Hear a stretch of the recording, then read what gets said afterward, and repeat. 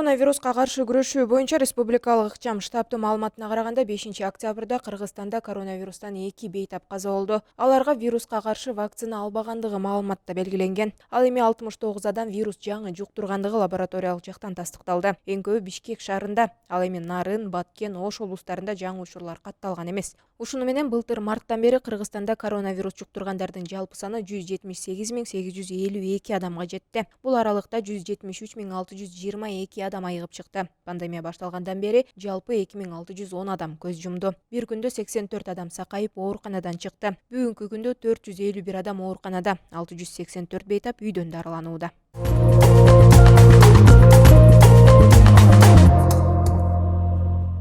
Тажикстан, Афганистан менен Өзбекстанга электр энергиясын экспорттоону азайтып, Кыргызстанга сатып баштады. Бул тууралуу Тажикстандын энергетика тармагындагы маалыматтарында айтылат. Октябрь айынын башынан тартып Афганистан менен Өзбекстанга 220 киловатт, 500 киловатт болгон жогорку чыңалуудагы зымдар аркылуу электр энергиясын жеткирүү токтотулду. Афганистан менен Өзбекстан тажик электр энергиясынын 110 киловатт болгон төмөнкү чыңалуудагы зымдар аркылуу алууда. 3 октябрда Афганистанга 660 000 киловатт саат, Өзбекстанга 827 000 киловатт саат экспорттолгон. Муну менен бирге Тажикстан Кыргызстанга электр энергиясын сатып баштады. Буга токтогул суу сактагычындагы суунун аздыгы себеп болууда.